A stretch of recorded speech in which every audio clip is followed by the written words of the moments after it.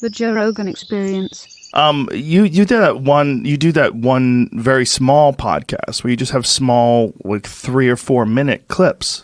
Yeah, so what it was, I did a tweet storm called How to Get Rich Without Getting Lucky, and it got pretty popular on Twitter. And it's really about wealth creation. I just used a clickbaity title.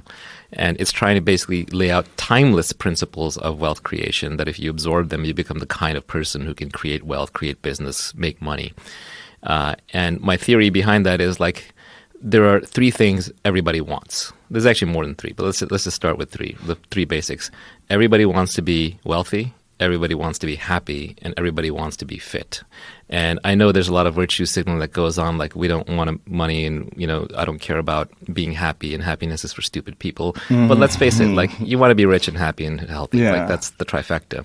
Now, of course, you also want an internally calm state of mind. You want a loving household. So there are other things that come into it. But those 3, I think they can actually be taught. Right? And a fitness, I'm not going to teach. There are a lot of people who you've had on here, including yourself, who know a heck of a lot more about fitness and health than I do. But I was born poor and miserable, and I'm now pretty well off, and I'm very happy. And I worked at those, and so I've learned a few things. There are some principles, and so I try to lay them out, but in a timeless manner where you can kind of figure it out yourself. Because at the end of the day, I can't really teach anything. I can only inspire you and maybe give you a few hooks so you can remember things when they happen, or put a name to them. So this podcast actually ended up explaining this tweet storm. So there's a tweet storm with like 36, 38 tweets, got very famous, got translated into dozens of languages. And these were principles that I came up with for myself when I was really young, around 13, 14. And I've been carrying them in my head for 30 years. And I've been sort of living them. And over time, I just realized, like, sadly or fortunately, the thing that I got really good at was looking at businesses and figuring out the point of maximum leverage to actually create wealth and capture some of that. And do it in a very long-term kind of way, not the, banker, crash the economy, get bailed out kind of way, but, build businesses and help people and provide value kind of way, especially when applied to modern technology and leverage in this age of infinite leverage that we live in.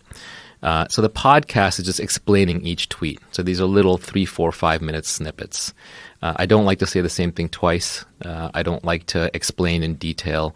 I feel like if you have something original and interesting to say, you should say it. Otherwise, it's probably been said better. So that podcast tries to be information dense. It tries to be very concise. It tries to be high impact. It tries to be timeless. And it has all the information. I think you need the principles that if you absorb these and you work hard over 10 years, you'll get what you want. So I've got the one on wealth creation. I'm going to attempt to do one on happiness is a big word, but happiness and inner peace and calm and all that. Because what you want is, you don't want to be the guy who succeeds in life while being high-strung, high-stress, and unhappy and leaving a trail of emotional wreckage with you and your loved ones. Which is more common than not. Yeah, because you got to focus, and It's very hard to be great at everything. You want to be the guy or the gal who gets there calmly, quietly, without struggle. You want to be the person who's when there's a crisis going on, you want to be the calmest, coolest cucumber in the room who still also figures out the correct answer.